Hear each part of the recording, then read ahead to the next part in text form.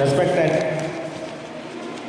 Principal, Madam Heroes, and other associate staff members, and also my dear and dearest students of this institution, other friends. I get confused now in which language I have to talk. This is English medium school, but it has a complete coating of Kannada language. As I observed your activities, you are no way inferior to Kannada is understood by me. However, I will talk in Kannada as this is Kannada Rajyosava. Prior to that, one small poem of mine in English I will read, and later I will read in Kannada also. Karnataka's pride we celebrate with glee. Karnataka's pride we celebrate with glee. Rajyosava Day, a festive spree. Kannada's charm, our culture's might. November 1st shines with delight. From Mysore's playing palaces grand and fair to Bengaluru's tech hubs, bustling air. Coorg's coffee, hills and Hampi's ancient stone, Karnataka's beauty forever is known. With Kannada's words, our hearts beat strong, our state's heritage a proud song. Let's honor our land with joy and cheer. Happy Rajyosava, Karnataka's year. ಬೆಳೆಸು ಕನ್ನಡವನ್ನು, ಉಳಿಸು ಕನ್ನಡವನ್ನು, ಬಳಸು ಮರೆಯದೆ ನಿತ್ಯ ಕನ್ನಡವನ್ನು. ಬೆಳೆಸು ಕನ್ನಡವನ್ನು, ಉಳಿಸು ಕನ್ನಡವನ್ನು, ಬಳಸು ಮರೆಯದೆ ನಿತ್ಯ ಕನ್ನಡವನ್ನು. ಗಳಿಸು ಸಂತಸವನ್ನು, ಹಳಿಯದೆಯ ಪರರನ್ನು, ಬೆಳೆದು ಗೆಳೆತನದೊಡನೆ ಧೀರತಮ್ಮ. ಕನ್ನಡವು ನಮ್ಮದೇ, ಹೊನ್ನುಡಿಯು ನಮ್ಮದೇ, ಮುನ್ನಡೆಯಬೇಕು ಪ್ರೇಮವಿರಿಸಿ. ಭಿನ್ನತೆಯ ತೋರದೆ ಮುನ್ನುಡಿಯ ಚೆನ್ನಾಗಿ ಬಾಳುವೆಡೆ, ಮುನ್ನುಡಿಯ ಬರೆ ನೀನು ಧೀರತಮ್ಮ. ಕನ್ನಡ ಕನ್ನಡ ಕನ್ನಡ ಕನ್ನಡವೆಂದುಲಿ ಕನ್ನಡ ನಾಡಿನ ಓಕಂದ. So for the sake of your international connection, the English may be there essential. So that is why once Kuvempu said, we have to love Kannada because you are in Kannada Nadu. Kannada is your host language. But you should not hate English. ಕನ್ನಡವನ್ನು ಪ್ರೀತಿಸಿ, ಇಂಗ್ಲಿಷನ್ನು ಆಹ್ವಾನಿಸಿ. ಅತಿಥಿ ಅತಿಥಿ ದೇವೋ ಭವ.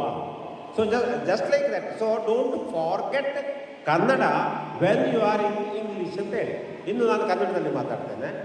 ಕನ್ನಡದ ಒಂದು ಹಿರಿಮೆ, ಗರಿಮೆ ಈಗಾಗಲೇ ನೀವು ಇದರಲ್ಲಿ ನೋಡಿದ್ದೀರಿ. ಒಂದು ಚಂದವಾದ ಸಂಪೂರ್ಣವಾದ ಮಾಹಿತಿಗಳನ್ನು ನೀವೇ ನನಗೆ ಕೊಟ್ಟಿದ್ದೀರಿ. ನಾನು ಮೇಡಮ್ ಹತ್ರ ಹೇಳಿದೆ, ನಾನು ಮಾತನಾಡುವ ಅಗತ್ಯ ಇಲ್ಲ ಅಂತೇಳಿ. ಆದರೂ ಒಂದು ಮಾತು ಹೇಳ್ತೇನೆ, ಕನ್ನಡದಷ್ಟು ಚಂದದ ಭಾಷೆ ಎಲ್ಲಿಯೂ ಇಲ್ಲ. ಬೇರೆ ಯಾವ ಭಾಷೆಯೂ ಕನ್ನಡದಷ್ಟು ಸರಿಯಾಗಿಲ್ಲ. ಕನ್ನಡ ಸರಳ, ಸುಂದರ ಮತ್ತು ಯಾವುದೇ ಒಬ್ಬ ವ್ಯಕ್ತಿ ಯಾವುದೇ ಊರಿಂದ ಬರಲಿ ಅವನು ಕನ್ನಡವನ್ನು ಬೇಗ ಕಲಿತಾನೆ.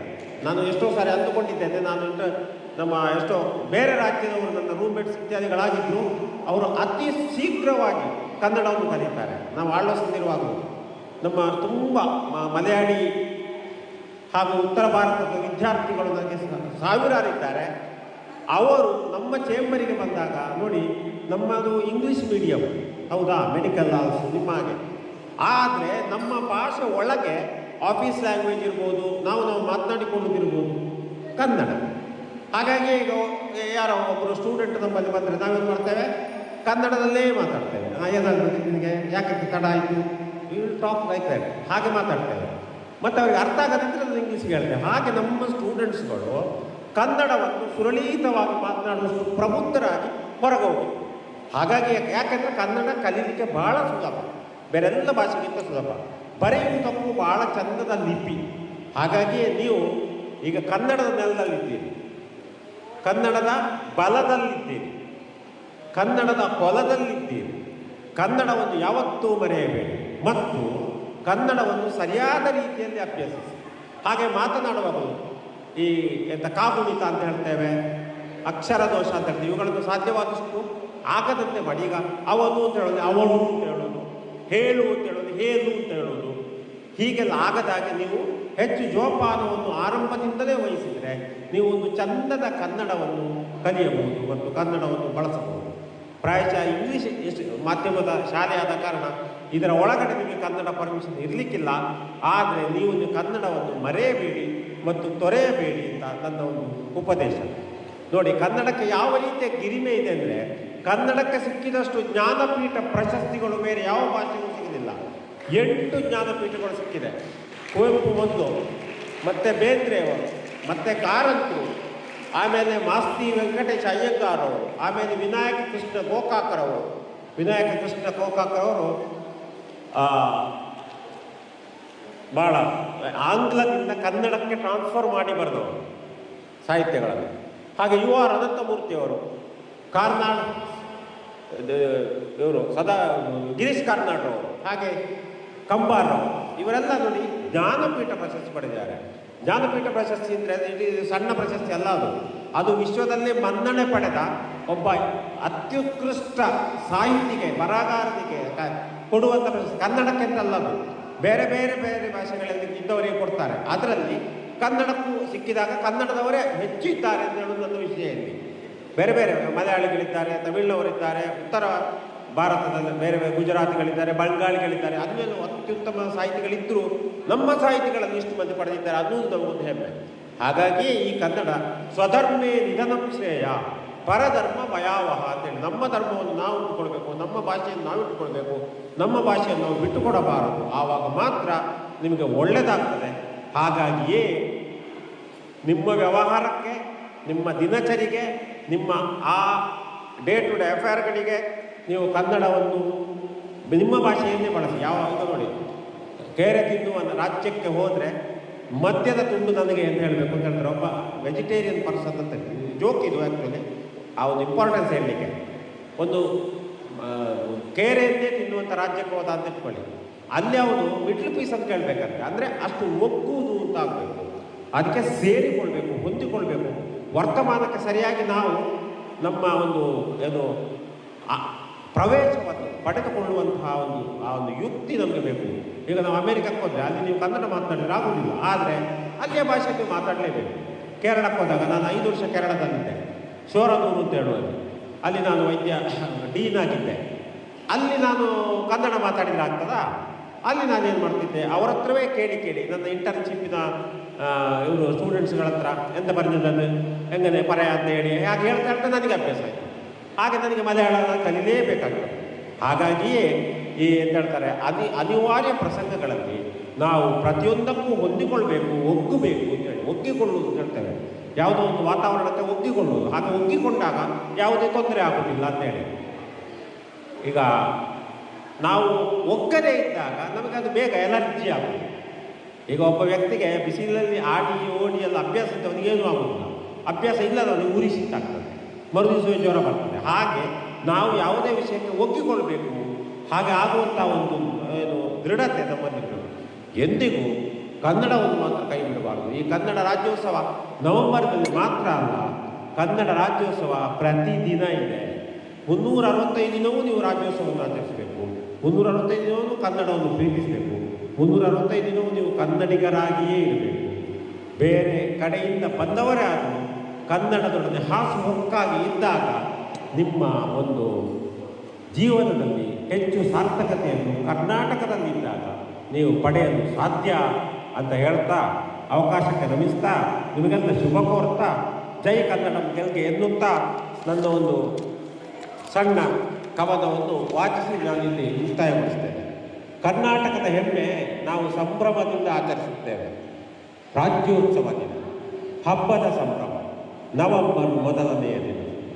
ಕನ್ನಡದ ಮೋಡಿ ನಮ್ಮ ಸಂಸ್ಕೃತಿಯ ಶಕ್ತಿ ನೋಡಿ ಸಂತೋಷದಿಂದ ಹೊಳೆಯುತ್ತದೆ ನರನಾಡಿ. ಮೈಸೂರಿನ ಭವ್ಯ ಮತ್ತು ಜಾತ್ರೆಯ ಅರಮನೆಗಳಿಂದ ಹಿಡಿದು ಬೆಂಗಳೂರಿನ ತಂತ್ರಜ್ಞಾನ ಕೇಂದ್ರಗಳು, ಗದ್ದಲದ ಗಾಳಿ, ಕೂರ್ಗಿನ ಕಾಫಿ ಬೆಟ್ಟಗಳು ಮತ್ತು ಹಂಪಿಯ ಪ್ರಾಚೀನ ಕಲ್ಲಿನವರೆಗೆ ಕರ್ನಾಟಕದ ಸೌಂದರ್ಯ ಶಾಶ್ವತವಾಗಿ ಉಳಿದಿದೆ. ಕನ್ನಡದ ಮಾತುಗಳಿಂದ ನಮ್ಮ ಹೃದಯಗಳು ಬಲವಾಗಿ ಬಡಿಯುತ್ತವೆ. ನಮ್ಮ ರಾಜ್ಯದ ಪರಂಪರೆ, ಹೆಮ್ಮೆಯ ಹಾಡು ನಮ್ಮ ಭೂಮಿಯನ್ನು ಸಂತೋಷ ಮತ್ತು ಹರ್ಷೋದ್ಗಾರಗಳಿಂದ ಗೌರವಿಸುವುದು. ಕರ್ನಾಟಕ ವರ್ಷ ರಾಜ್ಯೋತ್ಸವದ ಶುಭಾಶಯಗಳು. ನಿಮಗೆಲ್ಲ ಶುಭ ಕೋರುತ್ತಾ ವಿರಮಿಸ್ತೇನೆ. ನಮಸ್ಕಾರ.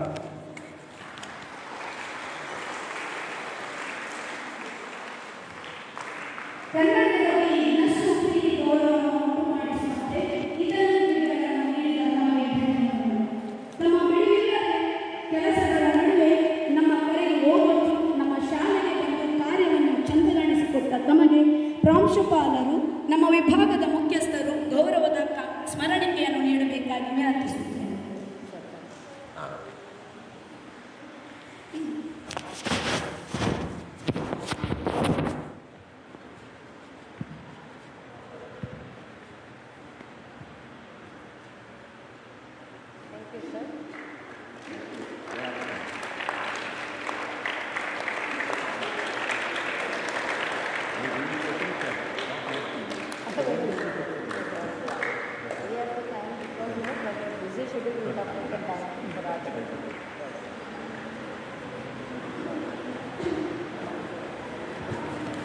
ಇದೀಗ ನಮ್ಮ ನಿಮ್ಮನ್ನ ಪ್ರಾಂಶುಪಾಲರಾದ ಶ್ರೀಮತಿ ಫಿರೋಜಾ ಫಯಾಜ್ ಅವರ ಹೆಸರುಗಳನ್ನು ನಮ್ಮೊಂದಿಗೆ ಹಂಚಿಕೊಳ್ಳಲು ವೇದಿಕೆಗೆ ಬರಮಾಡಿಕೊಳ್ಳುತ್ತೇನೆ.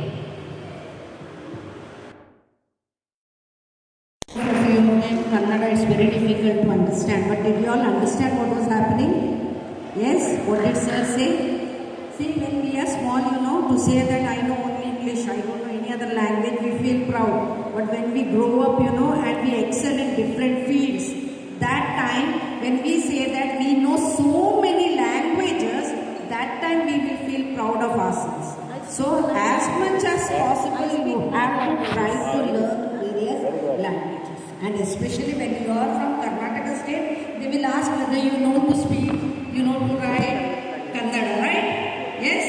So even if you don't know, start learning little by little.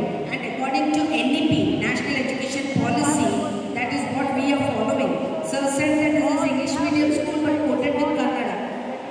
Education policy says that the second language should not be Hindi, it should be Kannada. And we are slowly getting into it. That means you all should learn Kannada. I am not imposed because we cannot force anyone, right? So we are going slowly. But you all should learn Kannada, which is very much required for the present education system. Got it? Yes? So try. And that doesn't mean that every time in the class you will start speaking in Kannada or your local language. That you have to speak in English, but at the same time, you have to learn Kannada because you have your language period. Language period, you can speak in Kannada. Got it? And try to speak. Whatever language you have taken, you have to try to speak in.